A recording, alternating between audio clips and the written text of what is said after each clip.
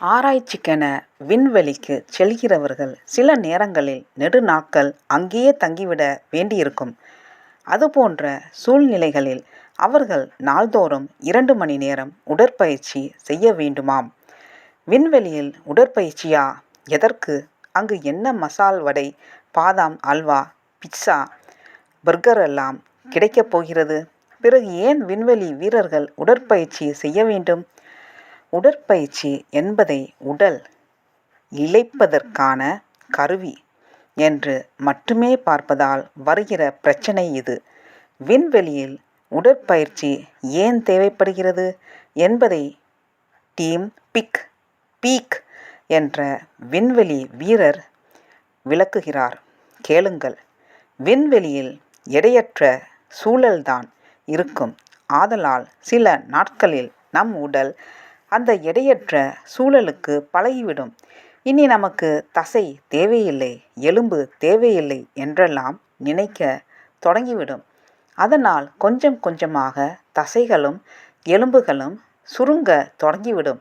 அதன் பிறகு அந்த விண்வெளி வீரர்கள் பூமிக்கு திரும்பும்போது, அதாவது எடையுள்ள ஒரு சூழலுக்கு திரும்பும்போது மிகவும் சிரமப்படுவார்கள்.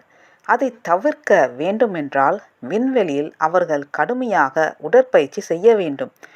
ஆக சிரமமில்லாத சூழலில் நம் உடல் தானாக மாறிவிடுகிறது. அதை நாம் பேசாமல் ஏற்றுக்கொண்டு விட்டால் பின்னர் சிரமமான சூழலுக்கு திரும்பும்போது பெரிய தொல்லையாகிவிடும். நீங்களோ நானோ விண்வெளிக்கு செல்லப் போவதில்லை. ஆனால் இந்த பாடம் நமக்கு பொருந்தும்.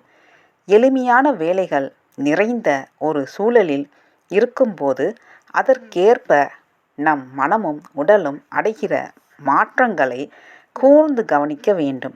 விண்வெளி வீரர்கள் எலும்பு தசையை இழப்பது போல் நாம் திறமைகளை இழந்து விடாமல் இருக்க வேண்டும்.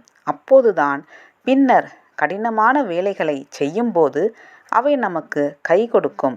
அதனால்தான் கிரிக்கெட் வீரர்கள் கடினமான போட்டிகள் இல்லாத நேரத்திலும் வலியச் சென்று மணிக்கணக்காக விளையாடி பயிற்சி எடுக்கிறார்கள். மேடை பாடகர்கள் கச்சேரி இல்லாத நாட்களிலும் பாடி பழகுகிறார்கள். சவால் இல்லாத சூழ்நிலைகளில் நாமே ஒரு சவாலை உருவாக்கி கொண்டு அதை சமாளித்து பழகினால் எந்த சவாலாலும் நம்மை அசைக்க இயலாது. சிவப்பு மிட்டாய் 11. சவால் இல்லாத சூழ்நிலைகளில் மயங்கிப் போய் நம் திறமைகளை இழந்துவிட வேண்டாம். தொடர்ந்த பயிற்சியின் மூலம் திறமைகளை கூர்மையுடன் வைத்துக்கொள்வோம். நன்றி, வணக்கம்.